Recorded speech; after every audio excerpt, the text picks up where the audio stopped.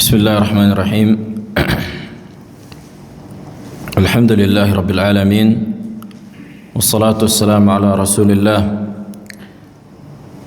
wa ala alihi wa sahbihi wa man tabi'an bi ihsan ila yaumid ba'd.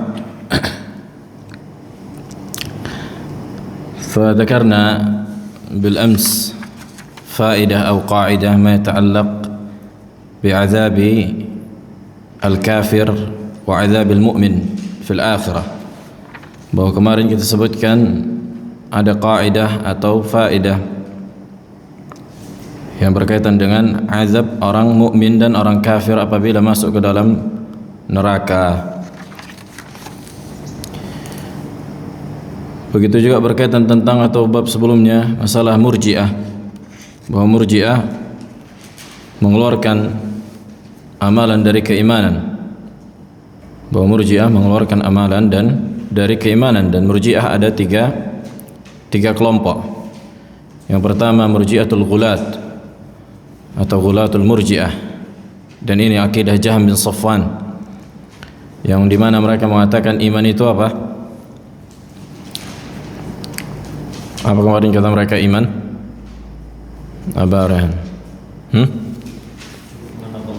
Naam, al-iman al-ma'rifah, hanya sebatas mengetahui adanya Allah, mudah dikatakan beriman.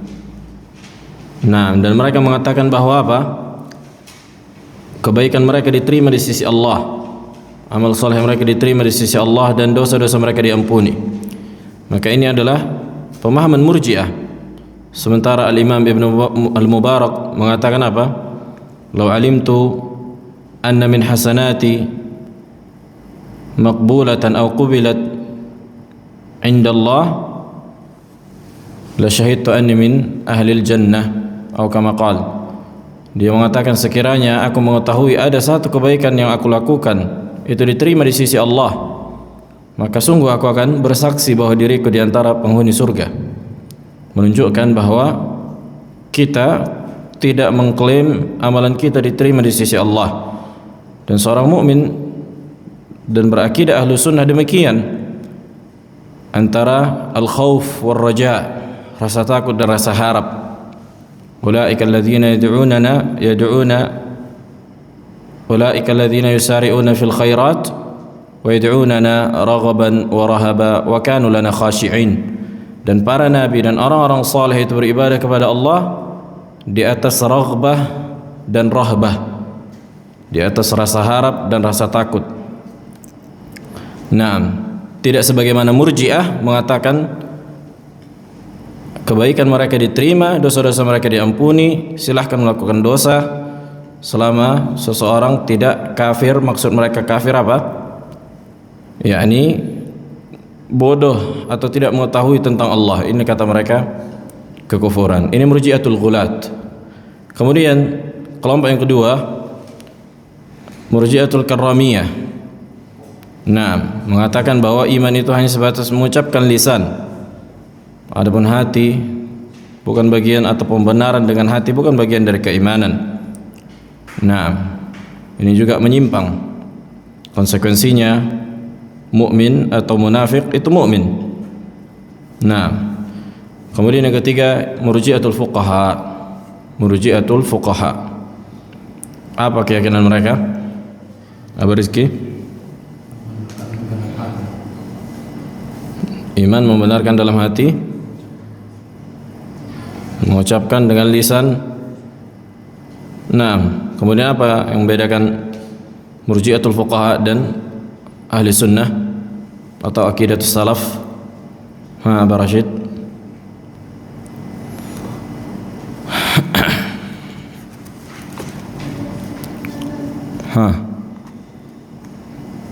Kevin, apa yang membedakan murji'atul fuqaha dan ahli sunnah?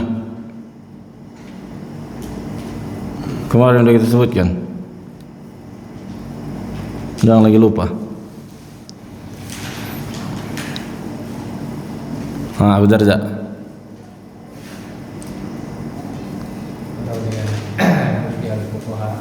Mereka hanya membenarkan dalam hati dan mengucapkan dengan lisan saja. Ahli sunnah serta dengan amalan perbuatan anggota badan.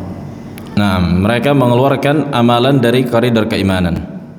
Irja'ul fuqaha mengatakan iman itu mengucapkan dengan lisan dan membenarkan dalam hati, akan tetapi amalan dengan anggota badan bukan bagian dari keimanan. Bukan bagian dari keimanan. Wahada batil, dan ini bid'ah. Akan tapi mereka mewajibkan. Kata mereka, siapa yang melakukan dosa berhak mendapatkan hukuman. Nah, kemudian kemarin kita sebutkan kaidah muhimmah. Apa kaidahnya? Abu Rehan. Tidak boleh dikafirkan. Seorang mukmin tidak boleh dikafirkan. Naam. Kata beliau, la yukaffarul mu'min bikulli dhanbin. Tidak boleh dikafirkan seorang mukmin dengan dosa yang dilakukan, atau la yakfurul mu'min bikulli dhanbin. Tidak menjadi kafir seorang beriman apabila melakukan dosa. Kita sebutkan kemarin dengan dua syarat, kan gitu. Syarat yang pertama, apa syarat yang pertama? Abu Rashid. Selama dosa tadi tidak mengandung kekufuran dan kesyirikan. Naam, selama dosa tadi tidak mengandung kekufuran dan kesyirikan. Bagaimana mengetahuinya? Sesuai dengan dalil. Apabila ada dalil secara khusus menunjukkan bahwa apabila perbuatan ini begini maka kafir. Nah, ini berarti jelas apa? Mengandung kekufuran atau kesyirikan. Nah, ya, ini yang syarat yang pertama. Syarat yang kedua, apa syarat yang kedua? Selama orang yang melakukan dosa itu tidak menghalalkan. Nah, ahsant. Selama orang yang melakukan dosa tadi tidak menghalalkan dosa itu. Contohnya orang meminum khamr, orang mabuk, kan gitu. Maka enggak boleh dikafirkan apabila dia tidak meyakini meminum khamr adalah perbuatan yang halal. Dan mayoritas manusia apabila ditanya memang dia mengakui, kan gitu. Katanya iya, belum bisa kita meninggalkan ini. Tahunya kita haram ini, kata mereka. Nah, begitu juga ada perbedaan antara azab orang mukmin dan orang kafir apabila masuk ke dalam neraka, kan gitu. Ada tiga kita sebutkan. Yang pertama apa? Abu Rashid. Orang kafir itu akan dimasukkan ke neraka dengan wajah, dengan ditarik wajah. Nah, orang kafir apabila dimasukkan ke neraka diseret dengan wajah-wajah mereka. Dibalikkan wajahnya, maksudnya wajahnya dibuat bawah, kemudian diikatkan gitu bil aghlal wassalasil, dengan rantai-rantai, kemudian dicampakkan ke dalam neraka. Adapun orang beriman, Mereka itu dimasukkan ke neraka seperti orang dimasukkan ke sel. nah, kalau orang beriman masuk ke dalam neraka sebagaimana orang pelaku kriminal yang tertangkap dan masuk ke dalam penjara, kan gitu. Dengan kedua kakinya berjalan, tidak dengan wajahnya diseret. Nah, ini yang pertama. Yang kedua, Abu Rizki. Orang kafir diselimuti api neraka. Seluruh anggota badannya dibakar hangus. Tidak tersisa. Berbeda orang-orang beriman. Tidak diliputi api neraka. Tidak semua anggota badannya dibakar. Nah, orang kafir diliputi api neraka dan seluruh badannya dibakar. Berbeda dengan orang beriman, maka tidak diliputi api neraka dan sebagian badannya tidak dibakar. Seperti apa yang tidak dibakar bagian tubuh orang beriman? Anggota sujud, kan gitu. Seperti wajahnya ini tidak dibakar karena di dahinya di situ, dengan itu ia sujud. Begitu juga dengan tangan atau telapak tangan, kan itu sujud, dan lutut dan kaki. 7 anggota sujud yang disebutkan para ulama. Naam. Al-thalith, yang ketiga. Apa yang ketiga? Naam. Terputus orang kafir, terputus asa dan rahmat Allah. Naam. Orang yang beriman terputus asa. Aywa, ahsant. Orang kafir itu putus asa dari rahmat Allah karena tidak akan ada lagi harapan untuk keluar kalau sudah masuk ke dalam neraka. Berbeda dengan orang beriman, apabila masuk ke dalam neraka masih ada harapan untuk keluar dan bakal akan dikeluarkan. dan tidak akan ada yang tinggal di neraka dari kalangan orang beriman, maka yang tinggal hanyalah orang-orang kufar. Taib. Sekarang masuk pembahasan hukum tarki as-salah, hukum meninggalkan salat. Qala al-musannif rahimahullahu ta'ala, wa ikhtalafa ahlul hadith fi tarki al-muslim salat al-fardhi muta'ammida. Kata beliau, ahlul hadis, para ulama maksudnya, dan para fuqaha itu berselisih tentang hukum orang yang meninggalkan salat dengan sengaja. Fakaffarahu bidzalika Ahmad ibn Hanbal rahimahullah wa jama'atun min ulama'is salaf wa akhrajuhu bihi min al-Islam liqauli alaihi salatu wassalam fil khabari sahih baina al-'abdi wasyirki tarku as-salah faman taraka as-salata faqad kafar.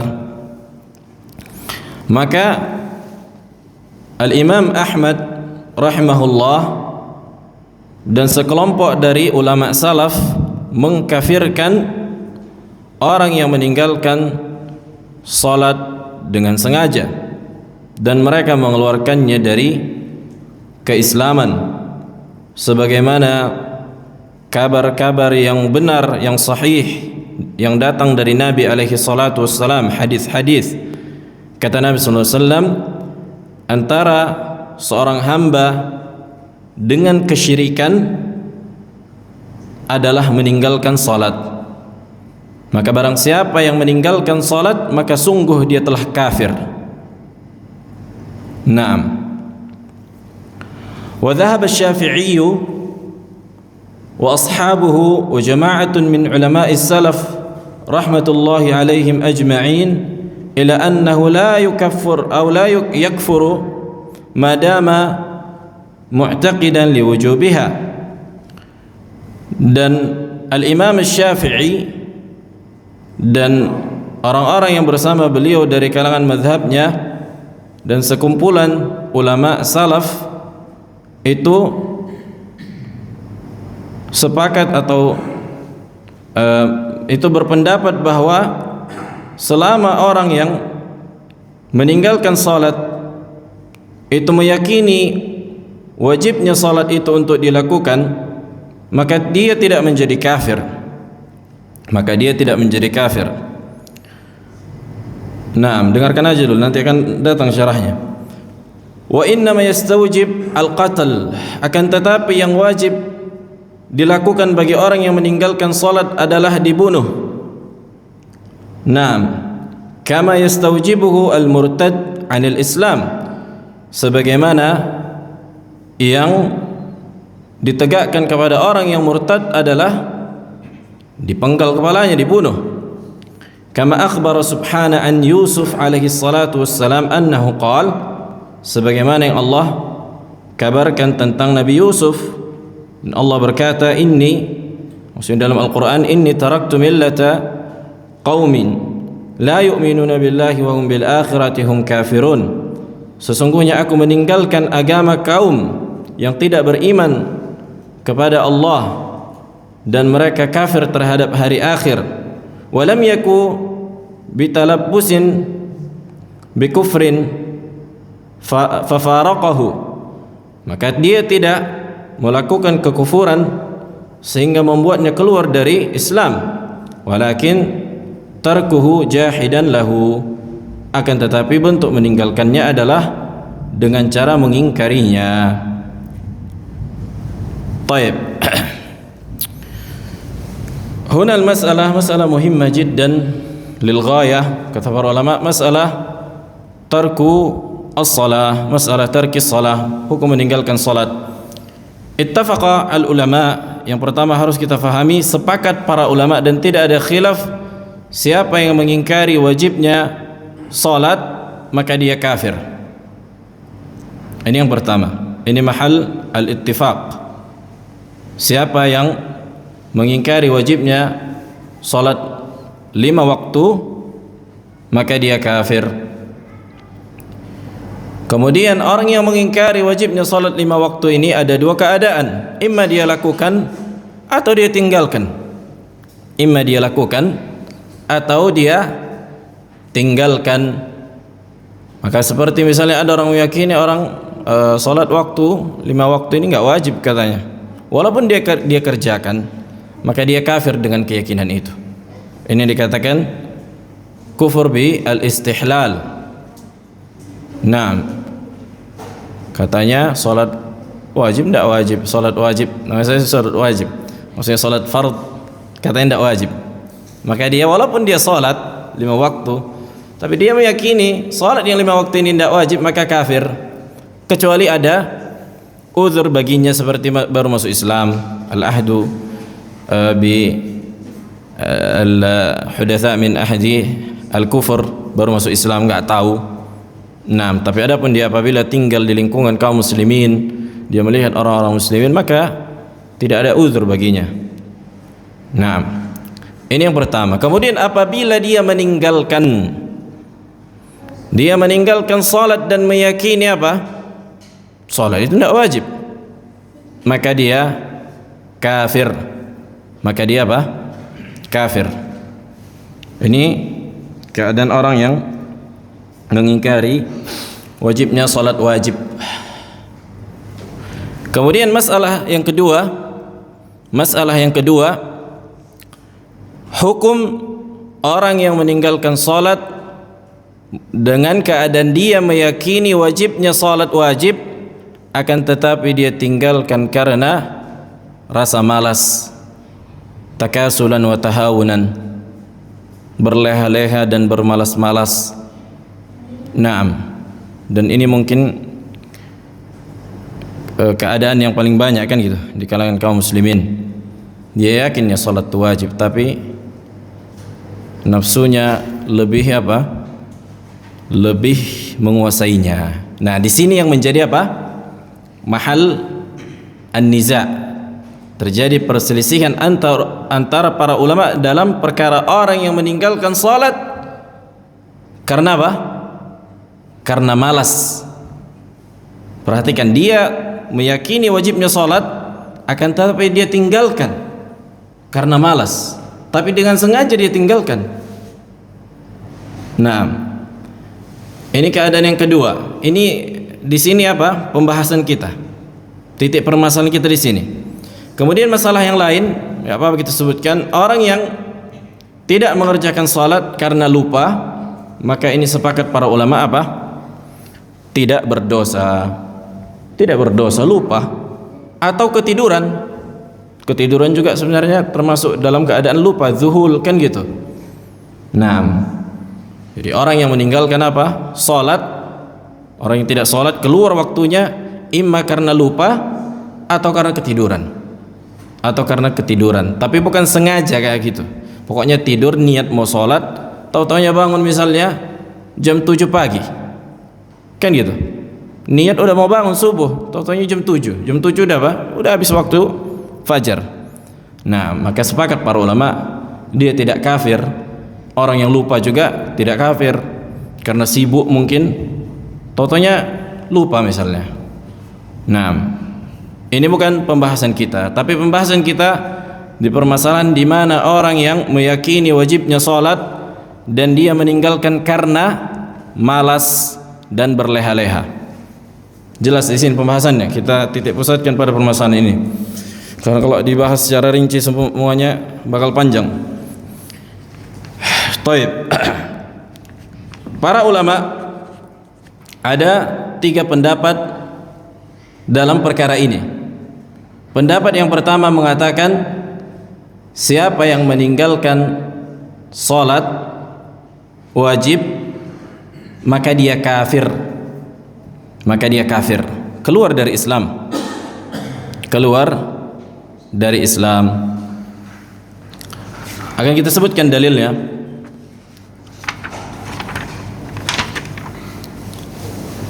Dalil yang pertama yang diriwayatkan oleh Al-Imam Muslim rahimahullah dari sahabat Jabir bin Abdullah radhiyallahu taala anna Nabi sallallahu alaihi wasallam qala bainar rajuli wa bainasy syirki wal kufri tarkus shalah. Kata Nabi, antara seseorang dan kesyirikan itu meninggalkan salat. Nah, menunjukkan siapa yang meninggalkan salat maka dia musyrik kafir. Maka siapa yang meninggalkan salat maka dia musyrik dan kafir. Seolah-olah kata Nabi, yang membatasi antara orang dengan kesyirikan dan kekufuran itu hanya salat. Kalau dia tinggalkan maka menyatulah dia, masuklah, terjatuhlah dia kepada kekufuran dan kesyirikan. Wadih. Dan di antara dalil yang paling kuat menunjukkan ini, makanya antara pembeda syirik akbar dan syirik asghar kata para ulama, kalau syirik akbar selalu dengan ma'rifah, al-kufurnya itu selalu dengan alif lam, kan itu disebutkan dalam nas al-kufru.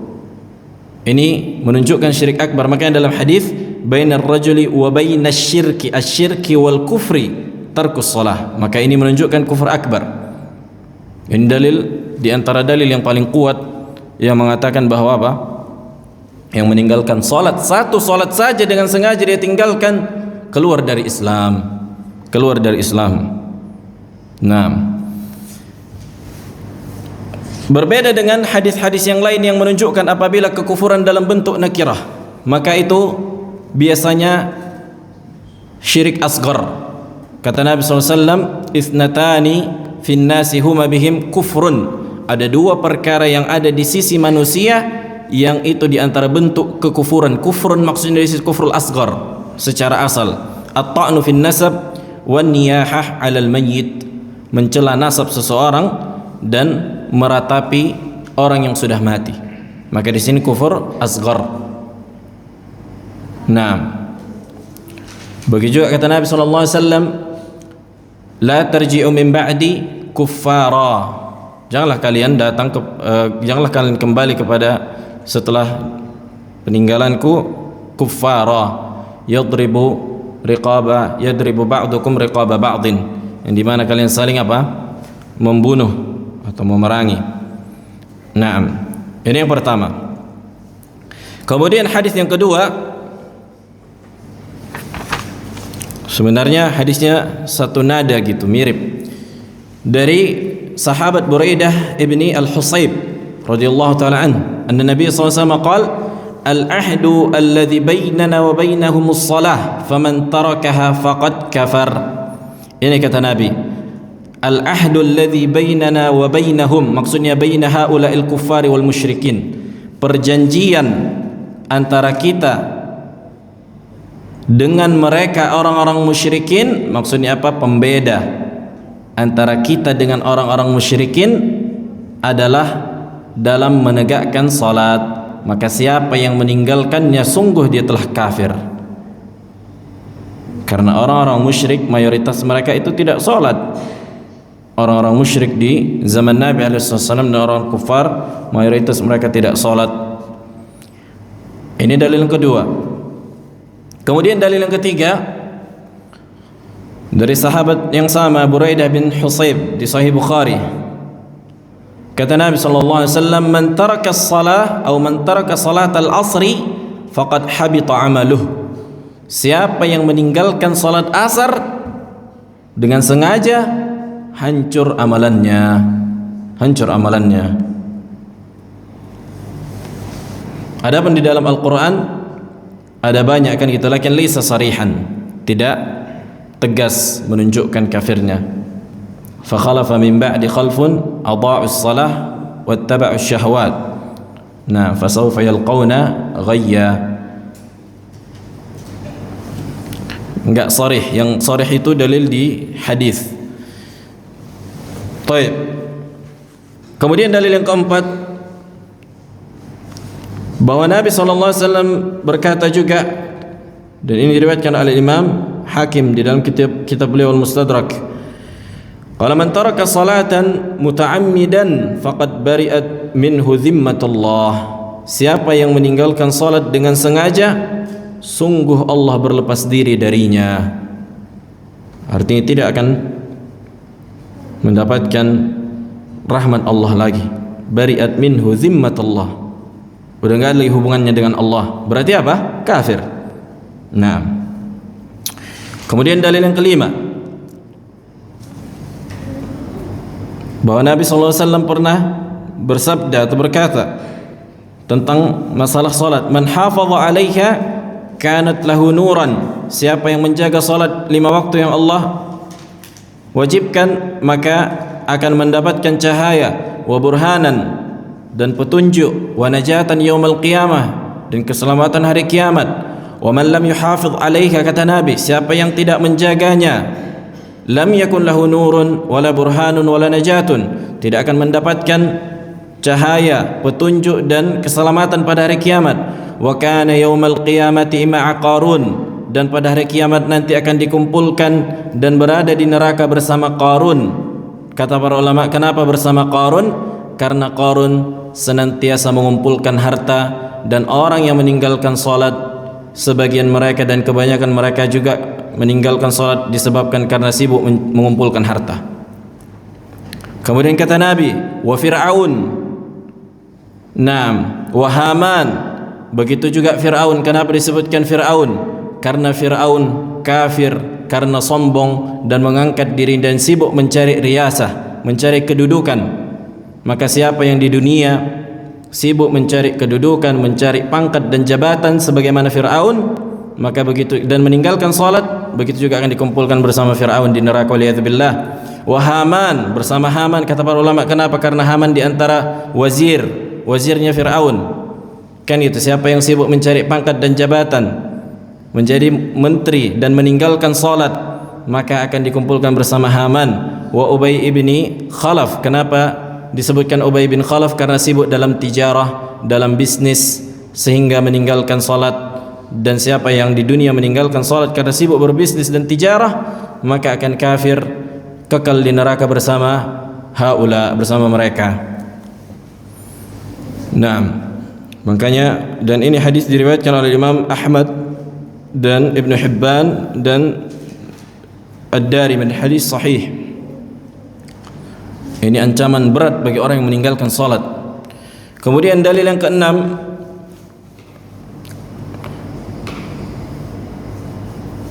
kata Nabi SAW, ini di Sahih Muslim, khiyaru a'immatikum alladzina tuhibbunahum wa yuhibbunakum, sesungguhnya sebaik-baik pemimpin kalian, maksudnya para pemerintah di antara kalian, mereka lah yang kalian cintai dan mereka mencintai kalian.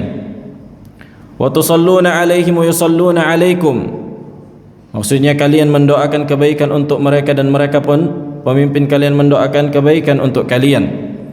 Wa syiraru a'immatikum, dan seburuk-buruk pemerintah di antara kalian, alladzina tubghidunahum wa yubghidunakum, yang kalian membenci mereka dan mereka membenci kalian. Wa tal'anunahum wa yal'anunakum, kalian melaknat mereka dan mereka pun melaknat kalian. Faqulna ya Rasulullah afala nubadirhum bis-sayf, ya Rasulullah, kalau kami dapatkan pemerintah di antara kami dapatkan bahwa mereka membenci kami dan kami membenci mereka, boleh enggak kita tumbangkan, kita gusur mereka, kita tumbangkan, kita lawan dengan pedang, dengan senjata? Qala la, Nabi SAW berkata, jangan, tidak, enggak boleh. Ma aqamu fikum as-salah, selama mereka menegakkan salat. Wajh istidlal, sisi pendalilan bahwa Nabi SAW menunjukkan selama pemimpin kalian masih muslim dan menegakkan salat, ini menunjukkan siapa yang muslim menegakkan salat. Mafhum mukhalafah dari hadis ini, ma di situ i'rabnya apa maknanya? Ma aqamu salat, masdariyah zarfiyah, masdariyah zarfiyah. Kata Nabi, la madamu ay muddati dawamihim fi iqamati salah, selama mereka masih menegakkan salat, berarti seolah-olah syarat, kan itu. Selama mereka tidak selama mereka tidak mengerjakan salat, berarti mereka kafir dan boleh kalian perangi. Itulah mafhum mukhalafah. Nah, adapun masalah memerangi pemerintah, ini pembahasan lain, kan itu bukan di sini. Yang jelas hukum pemerintah yang kafir boleh ditumbangkan apabila diyakini kita memiliki kekuatan dan maslahat yang akan terjadi itu lebih besar dibandingkan mafsadat. Nah, tapi menunjukkan bahwa siapa pemerintah yang masih menegakkan salat, kata Nabi, itulah pemerintah yang Islam. Nah, ini secara umum kan gitu, menunjukkan keislaman itu berada di atas menegakkan salat. Baik, kemudian dalil yang ketujuh. Begitu juga kata Nabi sallallahu alaihi wasallam ketika Nabi apa? Melarang untuk memberontak kepada pemerintah. Kemudian kata Nabi, illa an tarau kufran bawahan indakum fihi minallahi burhan. Kecuali kalian melihat pada mereka ada kekufuran bawahan ay sarihan. Kalian melihat, artinya bukan hanya melihat tapi mutayaqqinan. Kalian yakin bahwa mereka terjatuh pada kekufuran yang sangat-sangat jelas dan kalian memiliki hujjah. Ada bukti yang valid, yang konkret di situ. Wa qala fil hadits as-sabiq la ma aqamu fikum as-shalah. Begitu juga Nabi menyebutkan selama mereka masih menegakkan salat. Nah, ini pendapat yang pertama. Kemudian pendapat yang kedua,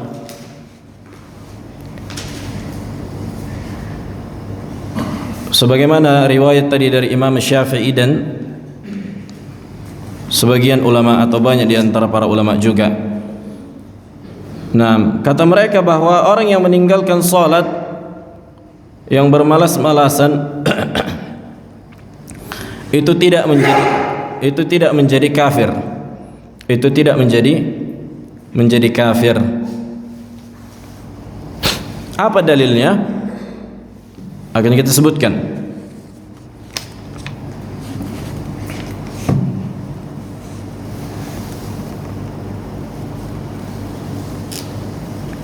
Ini riwayat dari Al-Imam Malik, Syafi'i dan Abi Hanifah.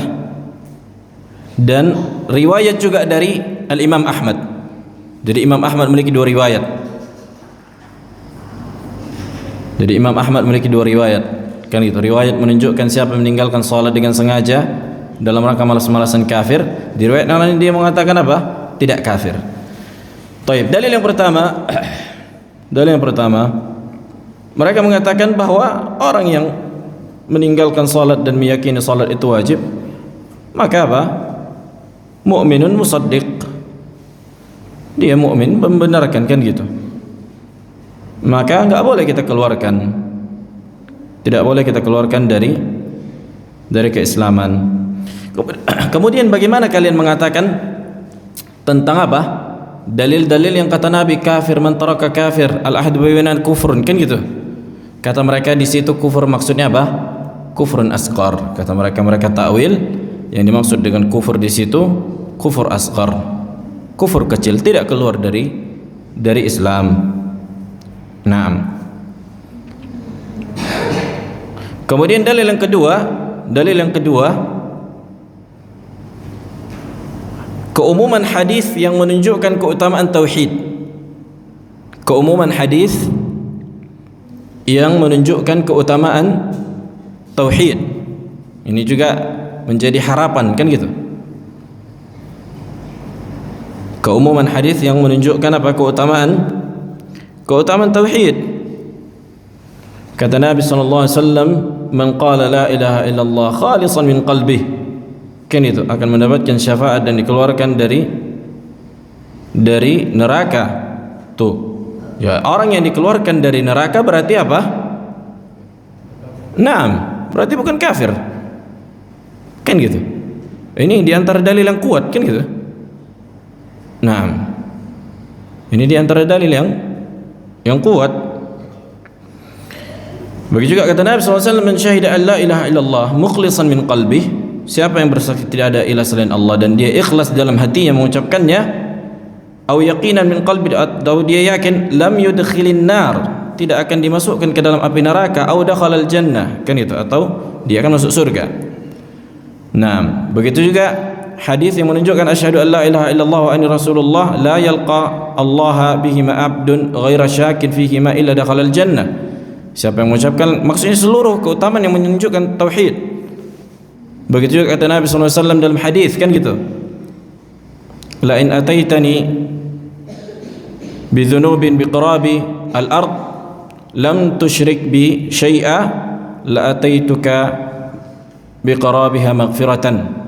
Sekiranya engkau mendatangiku, kata Allah, engkau mati membawa dosa sebesar bumi, termasuk di antara dosa meninggalkan salat, dan engkau tidak menyekutukan aku dengan sesuatu apapun, maka aku akan datangkan ampunan seperti itu juga. Keumuman yang menunjukkan apa? Keutamaan tauhid. Nah, dan keutamaan tauhid ada banyak disebutkan di kitab tauhid. Kemudian di antara dalil yang paling kuat juga, di antara dalil yang paling kuat, di antara dalil yang paling kuat yang menunjukkan bahwa orang yang meninggalkan salat dengan sengaja dalam rangka malas-malasan itu tidak kafir. Ini diriwayatkan oleh Al-Imam Abi Dawud dan An-Nasa'i dan Ibnu Majah dan Ahmad, dan hadis ini sahih. Kata Nabi SAW, khamsu salawatin katabahunna Allahu 'alal ibad. Ada 5 salat yang Allah wajibkan bagi seluruh hamba, maksudnya bagi orang yang beriman. Kemudian kata Nabi, faman jaa bihinna lam yudayyi' minhunna syai'an istighfafan bihaqqihinna kana lahu 'indallahi ahdun an yudkhilahul jannah. Siapa yang menegakkan salat yang 5 waktu ini dan tidak melalaikannya dan menyia-nyiakannya dalam rangka menganggap perkara ini remeh, kan gitu, maka Allah memiliki, atau dia memiliki hak untuk Allah memasukkannya ke dalam surga. Kana lahu indallahi ahdun. Ahdun itu seperti hakun, seolah-olah wajib bagi Allah memasukkannya ke dalam surga, seolah-olah demikian, walaupun bukan wajib, tapi dia memiliki hak besar untuk dimasukkan ke dalam surga. Kemudian kata Nabi, wa man lam ya'ti bihinna. Di sini jadi pokok pembahasan. Siapa yang tidak mengerjakan salat yang 5 waktu tadi, bihinna yakni kembali kepada dhamir khamsus salawatin, kan gitu. Falaisa lahu indallahi ahdun, maka tidak ada lagi perjanjian antara dia dengan Allah. Insya'a adzabahu. Di sini wajah istidlalnya, kalau Allah menghendaki Allah akan mengazabnya, wa insya'a adkhalahul jannah. Kalau Allah mau menghendaki juga, Allah apa? Memasukkannya ke dalam surga. Berarti apa? Tidak kafir, kan gitu. Insya'a adzabahu, kalau Allah mau mengampuni, mau mengazabnya, Allah azab. Tapi kalau Allah mau memasukkannya ke dalam surga, Allah masukkan. Sementara orang yang kafir tidak akan pernah masuk surga. Ini di antara dalilnya apa? Yang qawi. Ini di antara dalil yang qawi.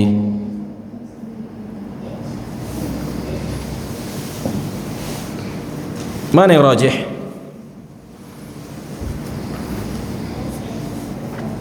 Gimana Abu Ikrimah? Mana yang rajih? Ini yang rajih.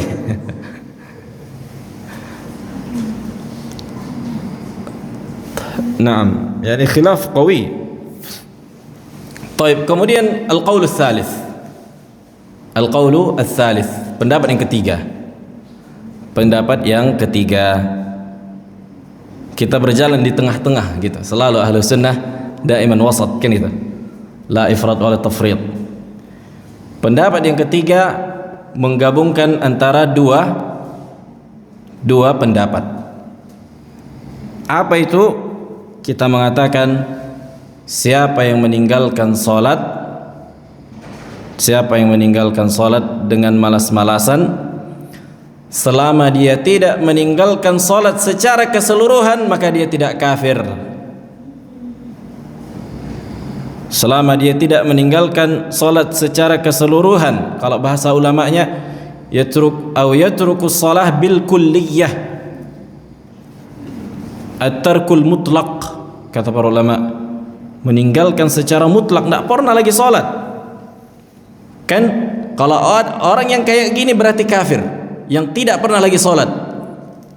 Tapi kalau dia tinggalkan sholat kadang-kadang, ahyanan, misalnya satu pekan sekali, datang futur dia kan itu malas, dibawa kawan-kawannya main-main, alah salah sholat. Nah, tapi biasanya dia menjaga sholat kan gitu.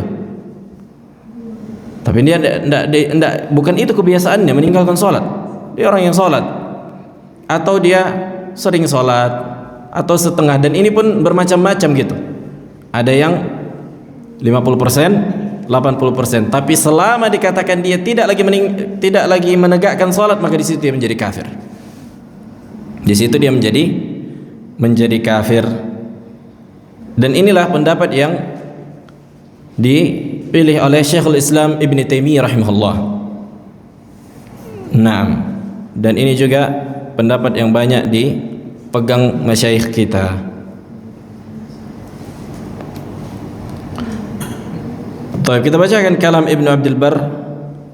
Ibnu Abdul Bar di antara ulama Malikiyah, dan beliau menjadi rujukan di antara ulama Al-Malikiyah, min kibaril Malikiyah. Berkata Ibn Abdul Bar rahimahullah di dalam kitab beliau Al-Istidhkar, atau azan dulu. Fadal.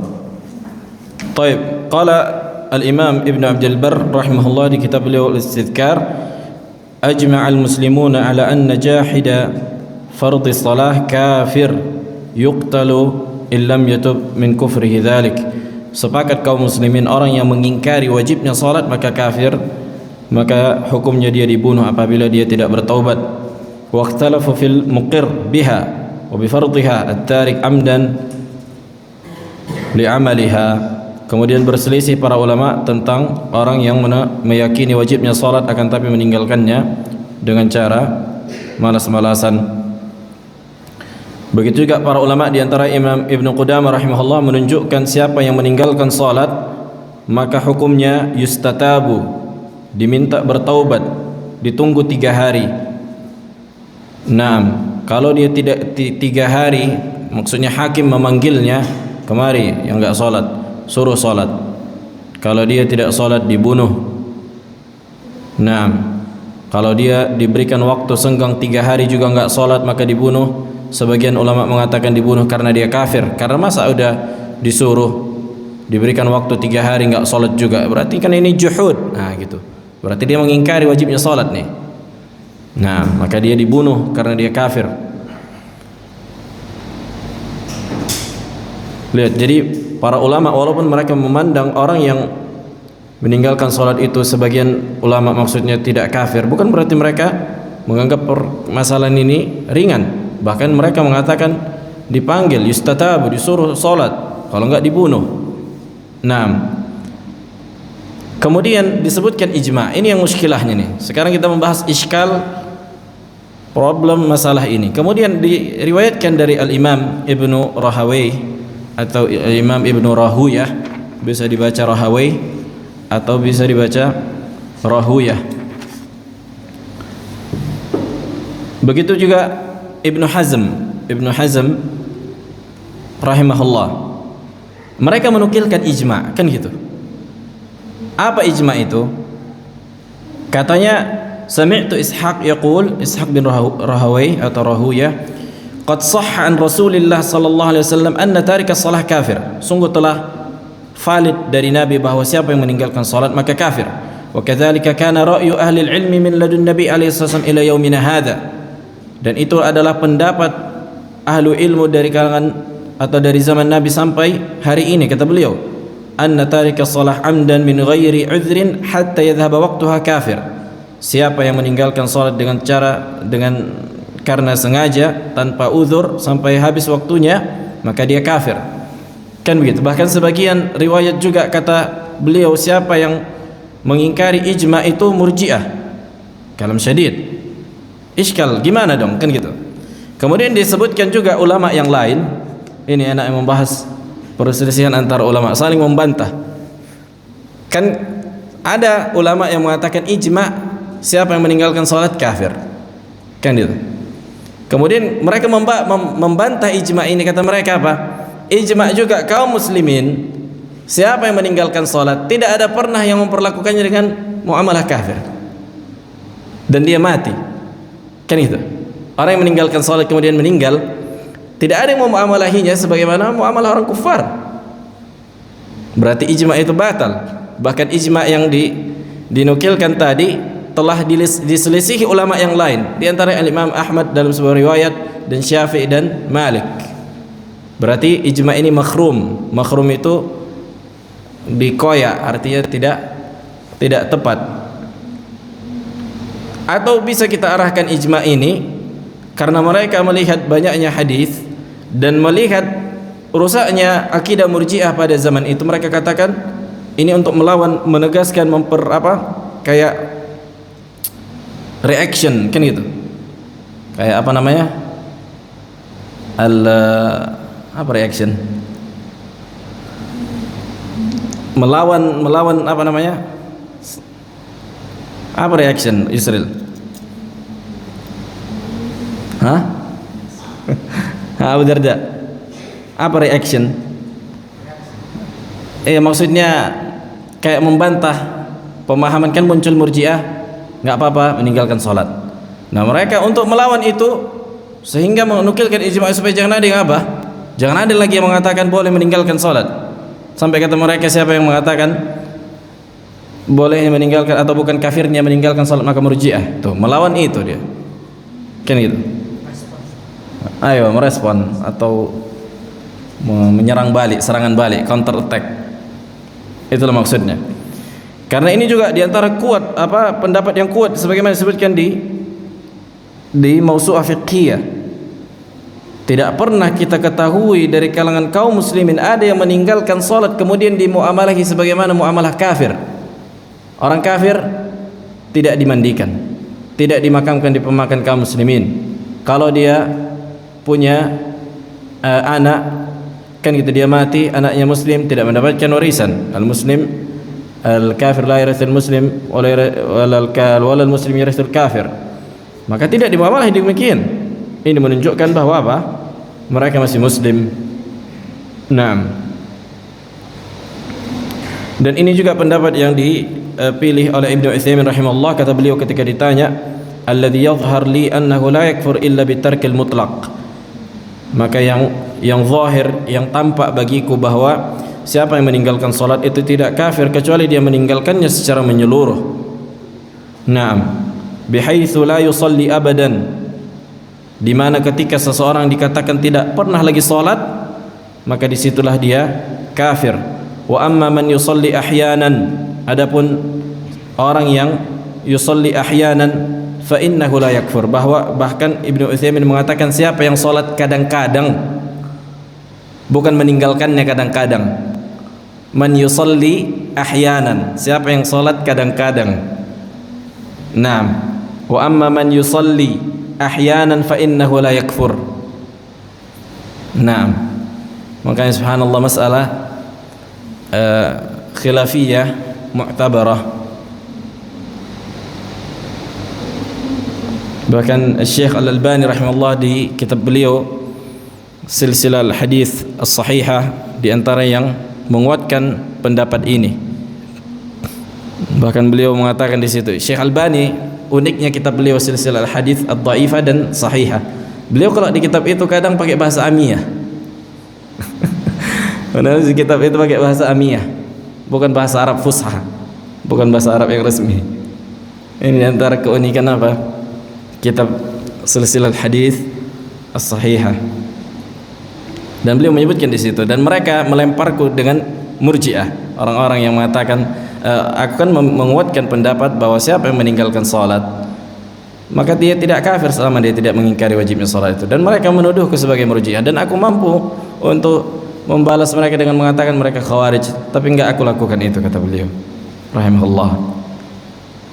Dan beliau ada di YouTube tentang hiwar. Coba antum dengarkan, tapi bahasa Arab memang. Hiwar tentang masalah meninggalkan salat. Syekh Albani kalau sudah debat Makanya seperti Al-Imam Syafi'i kata para ulama, yarham khasmuhu, orang yang melawannya menyayanginya. Nah, dan beliau tidak pakai suara, tidak membantah pakai kalau lagi berdebat begitu. Sering itu dibuka kayak apa namanya, liqa maftuh, pintu terbuka gitu. Ada yang menelpon sampai debatnya kadang 2 jam 3 jam. Naam, pakai langkah-langkah. Engkau sepakat enggak kalau Al-Quran dan Sunnah sebagai rujukan? Jadi ada apanya? Ada enggak keluar dari konteks kan gitu. Kalau kita sepakat masalah ini, biar kita kembali gitu. Nah, kalau kita enggak sepakat Al-Quran dan Sunnah sebagai rujukan, berarti enggak usah lagi kita lanjutkan debat. Karena itu udah beda berarti pondasi kita. Gitulah kira-kira. Naam, fi soal.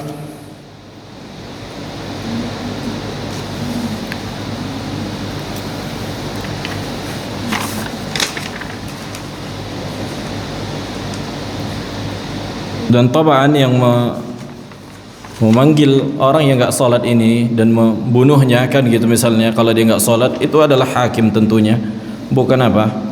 Bukan individu dari orang-orang awam, bukan kita yang menegakkan. Tengok tetangga kita enggak pernah salat kan gitu, dibunuhnya pula lah. Ini menyimpang. Itu bukan tugasnya dia. Ini tugasnya apa? Tugas hakim. Nah, begitu juga masalah mungkin bisa jadi di rumahnya salat kan gitu.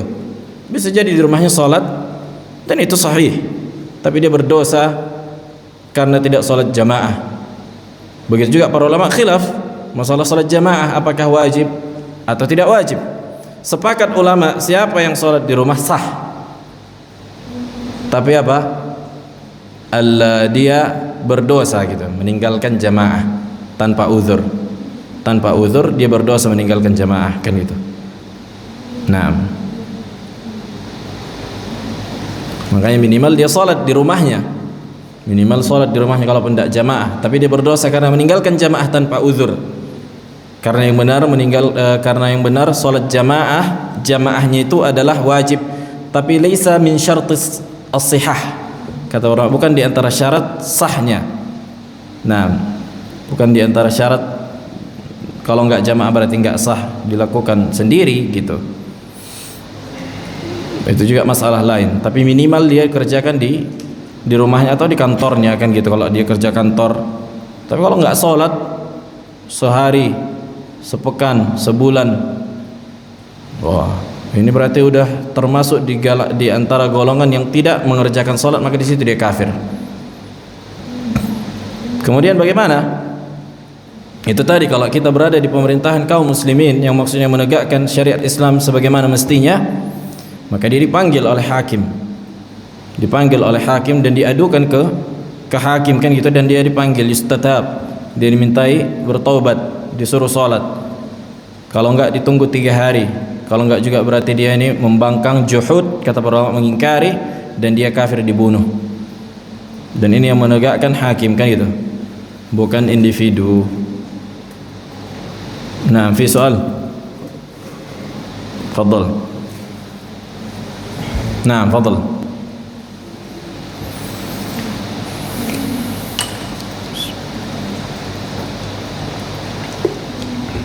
Maka itulah pendapat yang lebih dekat kan itu. Artinya apa? Pendapat yang ketiga, menggabungkan antara dua pendapat. Siapa yang meninggalkan secara mutlak, secara menyeluruh, maka dia kafir. Bahkan Ibnu Utsaimin tadi katanya apa? Man yusalli ahyanan, siapa bahkan yang salat kadang-kadang, katanya innahu la yakfur, fa innahu la yakfur. Bahkan kata beliau yang salatnya yang kadang-kadang gitu. Sebagian ulama yang mengatakan yang meninggalkannya kadang-kadang yang enggak kafir. Jelas? Sebagian ulama mengatakan kalau dia meninggalkan kadang-kadang ini enggak kafir, tapi kalau lebih sering dia meninggalkan ini kafir. Kalau Ibnu Utsaimin rahimahullah mengatakan man yusalli, siapa yang salat kadang-kadang, berarti kan lebih banyaknya kan yang enggak salat, yang salatnya kadang-kadang. Nah, maka dia kafir kalau dia salat Nah, kalau dia sholat meninggalkan sholat secara mutlak. Secara mutlaknya ini itu yang belum mana dapatkan jawaban yang paling apa namanya? Yang paling rinci gitu. Nah, karena kadang-kadang ini masih umum dia. Apa patokan kadang-kadang kan gitu? Setahunkah? Sebulankah? Seharikah? Ini belum mana dapatkan jawabannya. Cuman Abu Darda?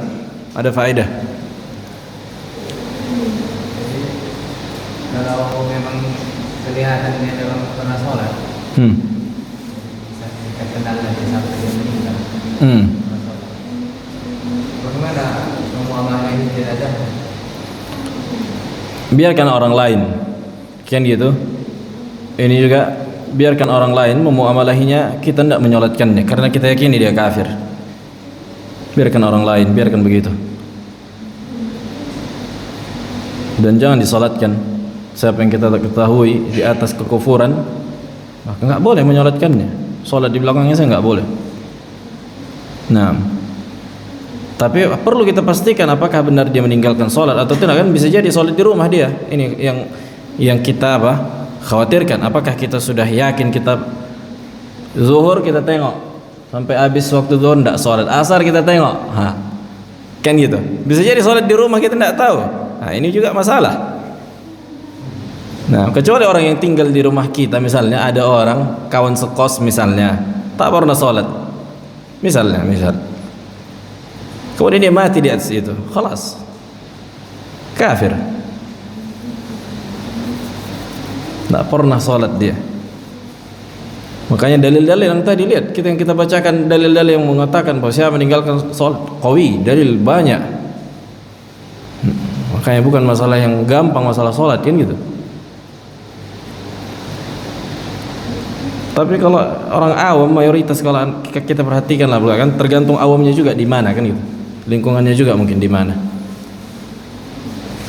Tapi kalau kayak di Kota Pinang nih mungkin rata-rata sholat lah gitu, walaupun banyak yang meninggalkan. Tapi mungkin kalau di kota-kota besar ada yang mungkin memang udah kayak bukan Islam lagi, nggak sholat, nggak ini.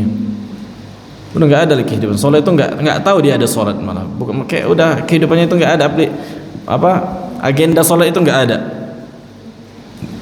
Nah, karena banyak juga kan dulu anak kuliah, makanya keluar dari kuliah umum, kuliah komputer kayak gitu kan, perhatiin kawan-kawan anak banyak nggak sholat, disuruh pun sholat orang tuh nanti lihat tahunan. Tapi kan kita juga nggak perhatikan mereka satu pekan misalnya, nggak, pokoknya selama kita sama mereka nggak sholat. Apakah di luar itu mereka sholat? Allah alam kan gitu.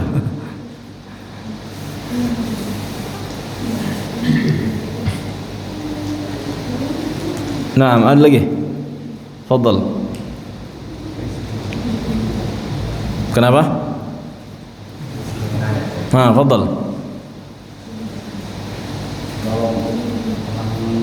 Sakit Ustaz, tapi dia cobaannya begitu udah tua juga Ustaz, tapi dikasih cobaan penyakit tapi dia nggak sholat, itu ajib bagaimana?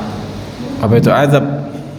Dia nggak sholat tapi penyakit nggak berbaik, penyakit itu tapi dia nggak mengerti sholat.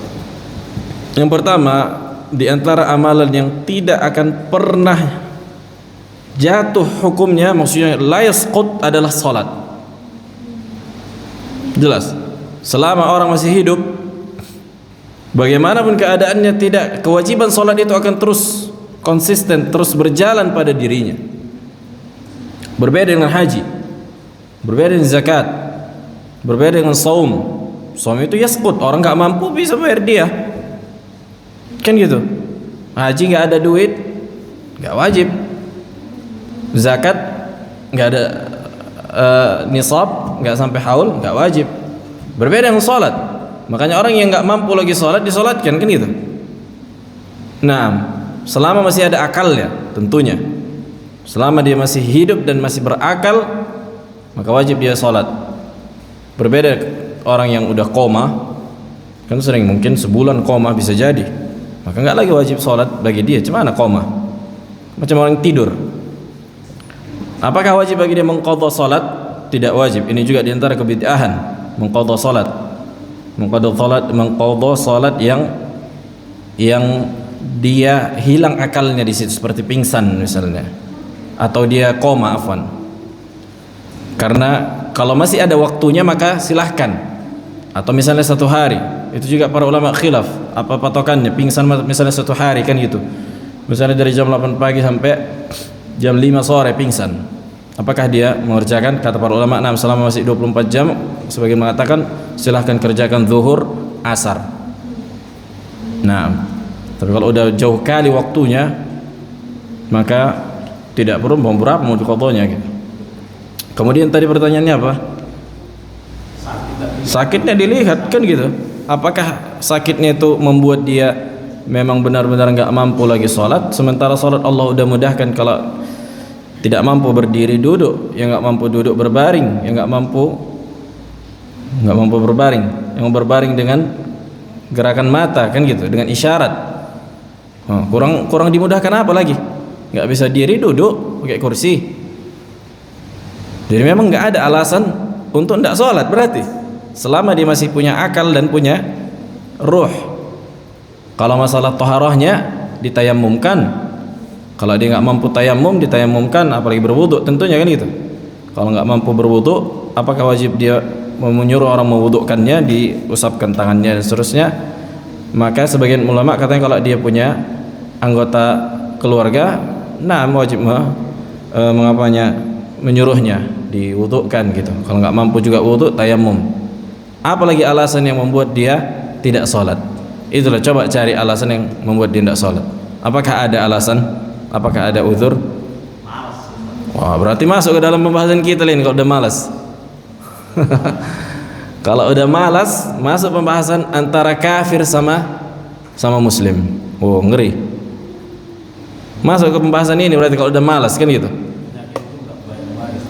Nah, bisa jadi mungkin Allah alam apakah itu cobaan. Kadang cobaan itu kata para ulama bisa bentuk azab juga. Jadi musibah itu bisa bentuk azab, bisa bentuk cobaan. Justru harusnya kita, maksudnya dia orang ini sadar kan itu, udah sakit, ya sholat, bukan malah nggak sholat. Harusnya kan gitu, udah sakit kembali ini. Makanya kata para ulama, orang yang sakit itu hati lebih lembut, dinasehati. Jarang itu membantah. Orang yang sehat, yang kuat yang membantah kalau dinasehati. Orang yang sakit, iya kerjakan. Ini udah sakit membantah lagi, udah kelewat dah.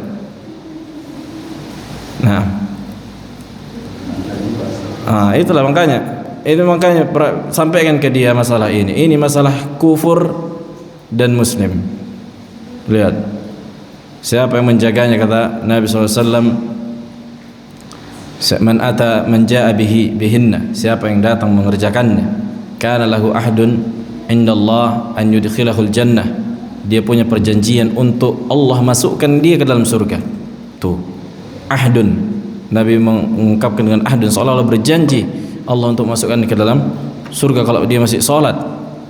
Siapa yang enggak, insya'a adzabahu. Naam, insya'a adzabahu. Adapun dalil-dalil, makanya dalil-dalil yang menunjukkan kafirnya pelaku yang meninggalkan sholat itu dalil yang sangat kuat. Di antaranya apa? Al-kufur dengan alif lam mu'arraf kan itu. Al-kufur wa syirk menunjukkan kufur akbar. Naam. Ilahun alhamdulillah.